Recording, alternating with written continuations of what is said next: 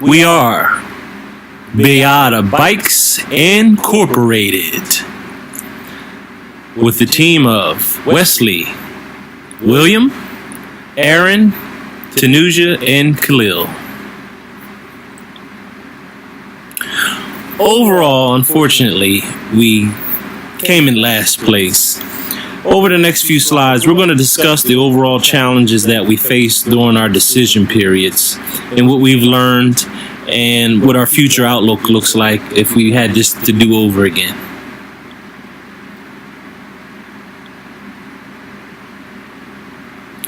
So, we're going to talk about, on this slide, our financial results. Our performance, again, as we stated earlier, wasn't the best. We ended up with a net income of negative $2 million and some change. In comparison to the other teams, our shareholder value was only $1.30. Now, in hindsight, looking back at some of the things that we did, we had some other downfalls. So, some of our financial downfalls was we had an extremely high debt-to-income ratio of 87%. The interest on our long-term debt was over $1 million, $1.3 million, and our gross margin was very, very minuscule, 2.47%. And we really overspent in our promotional spending. We spent $3,675,000, and that really took us out of our budgeted forecast. We just really learned that we had to get a better control over these expenditures, and that's what unfortunately succumbed us to last place. The mission statement of Otter Bikes is to become the primary resource for road and mountain bikes in the eastern seaboard. We intend to make enough profit to generate a fair return for our investors and to finance continued growth and development in quality products. We also believe it's important to have a quality bike at a fair cost, and we will back each bike with a 30-day limited warranty. Our goal is to provide the customer with an enjoyable, honest service by satisfying individual customers' practical biking needs with a quality product. We also maintain a friendly, fair, and creative work environment which respects diversity, new ideas, and hard work.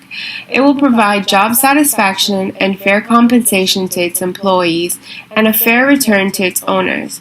Hard work and performance is rewarded through bonuses and commissions. Job satisfaction is very important for employees and owners. We will create an environment that is enjoyable and profitable for all. Our plan as a new company was to create a new line of bikes at a good competitive price. Our main focus was on marketing, which included pricing, advertising, public relations, and production levels. Our overall goal was to gain market share and trust in the biking community by providing a quality product. In order to do this, we had planned to advertise where our users are, make strategic partnerships, get into medium to high price markets, and market to the affluent.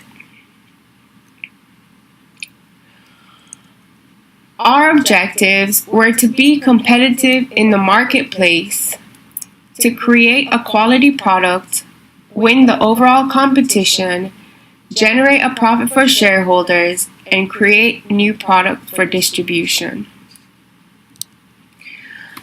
A lot of the important decisions we had to make pertain to advertising and public relations. We had to decide how much money we would allocate towards television, internet, and magazine. We also had to decide whether we should release a new bike on the market or focus on improving the one we already had on the market, and whether our bike should be distributed in bike shops, sports stores, or discount stores. So admittedly, our company really didn't do well in the grand scheme of things, but that's okay. Instead of dwelling on our mistakes, we should really focus on our future. So, some mistakes and some lessons that we learned were that we really should have capitalized on opportunities that presented themselves. In our group, we really decided to avoid as much risk as possible. And when a new rollover came about and new options, new bikes were presented to us, we decided to ease into it instead of jumping on the opportunity. And that really isn't what we should have done, because while our competitors were eating up all the capital and all the demand in a new market, we were just waiting behind and trying to avoid as much risk. And that really isn't what we should have done.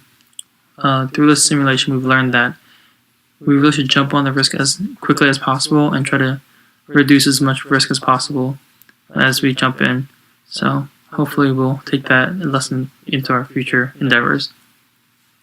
Through our group project, we also learned that production was very important, that our idle time for our factories really was eating up a lot of our profit and a lot of our capital, and that we really should have reduced it as much as possible in order to ensure quality and speed. Our goal still remains the same, that we should always aim for better margins, and we believe that we can get to this goal by reducing our advertising costs and really pushing for more brand awareness, which we realized were two separate things later on in the game. So some more concrete lessons that we learned as a company were that we really shouldn't have overspent and spent so much money on advertising, because we believe that advertising will really be the key to succeeding in this simulation, but that really wasn't the case. That was just one aspect in a whole myriad of things that we really should be aware of. We also learned that we should decrease inventory before launching a new product, because for the few times that we really did go into a new product, we believe that, oh wait, we've jumped in like a year or two later, so there should be a lot of demand, and that'd be alright if we start selling a lot. But that simply wasn't the case. We learned that we really should jump into a new market, regardless of how established it is, for a little bit, just test the waters before really jumping in and developing a lot and producing a lot of products, just because that way we know that there is a demand for our product specifically. And one thing that we learned really late in the game is that we shouldn't be focusing on our forecasted results as much, because they often provided flawed analysis. So instead of focusing on that, we really should have paid attention to our competitors' strategies, because especially with the better performing companies, we should have emulated what they were doing. But by matching their numbers, we probably could have done a lot better. And especially when we realized around week 8 that we were very behind and that our numbers were very different than the leaders, then it was a little too late for us to really fix our mistakes. And the last thing we learned is that we really should practice more. While the offline simulation may be different and may hold different variables, it would have been nice just to really get more acquainted with the system of Mike's Bikes, because admittedly the system is slightly clunky and hard to understand, and the key reports are all spread out, and it really would have been nice to have a concrete understanding of the system before we really wasted time on trying to figure it out. So to summarize, what we've learned from the Mike Bikes presentation is that we really should have taken a different approach in how we worked. Our advertising strategy shouldn't have been so extensive and well funded, and that we really should have worked on our production and development more. We've also learned that while the gross margin of 4% is very positive, it may not be always the case, and that we should always strive for that. All in all, our entire group believes that the simulation was really great and that we really appreciate what it has taught us, because rarely are people able to experiment with a new business without much risk, especially to personal capital, personal funds. And we should take this Mike's Bikes opportunity to really just try out new things and learn from our mistakes, because just like in the real world, Mike's Bikes never let us really go back on our mistakes, because once the decision was made, you can't go back on it. So, well, once we really didn't do it as well as we'd hoped, we should always learn from our mistakes, and we're really glad that Mike's Bikes provided us a chance to make those mistakes. And this slide is really just showing, well, we didn't do as exceedingly well compared to our competitors, but that's okay. It's just how it ended and how it happened. But yeah, we were a little negative, but Luckily, they weren't our own funds to use, and we're happy that we were able to make our mistakes safely.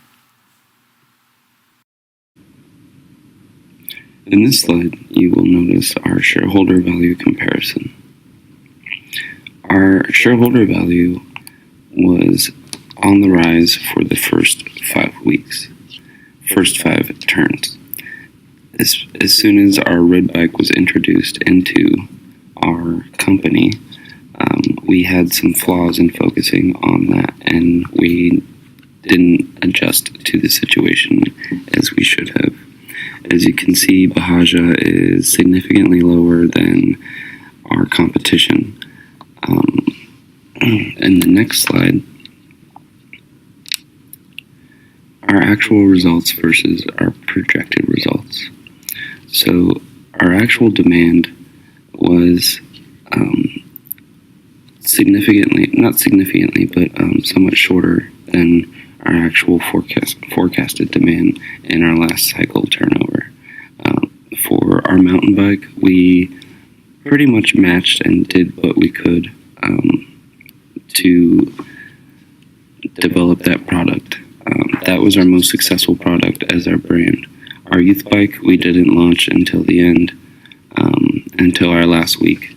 And then for our road bike, we invested too much into that at that time, and we didn't see the turnout that we expected.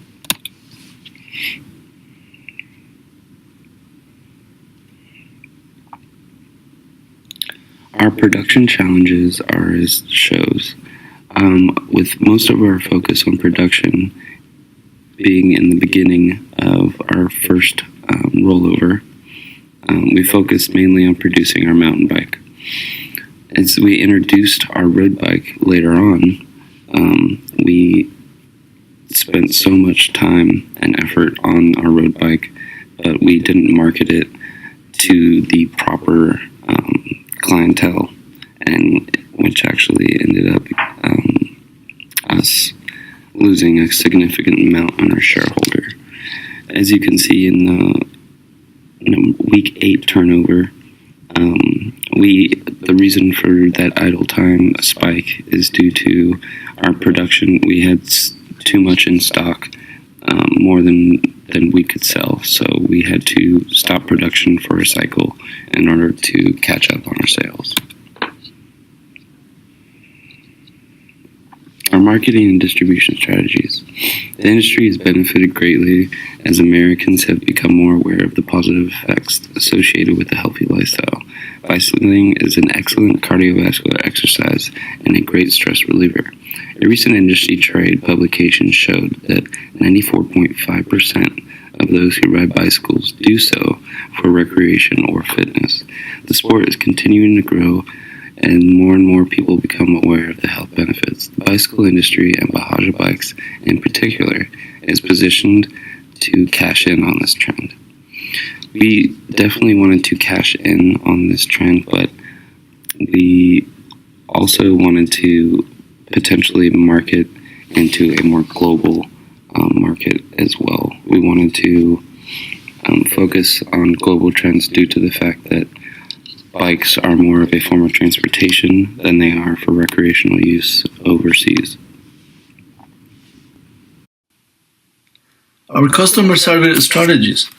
We believe in being proactive with our customers, so we have some things in place to address the satisfaction of our customers, such as online customer satisfaction surveys, no longer than 45-second hold time on phone when calling in for support or questions, UPS and FedEx tracking solution. Customers will receive a call within the hour of delivery confirmation on each and every delivery. Newsletter with upcoming biking events, locally and across the country. 90-day money-back guarantee. And our fundamental beliefs are innovation, integrity, passion, learning, responsibility, teamwork, and impact.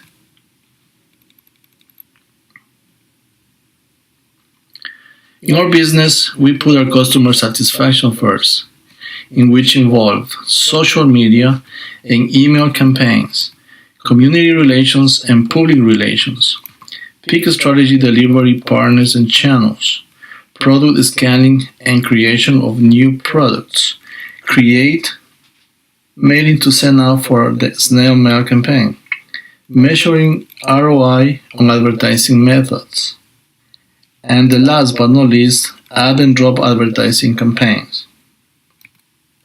And thank you for the opportunity, and see you next time.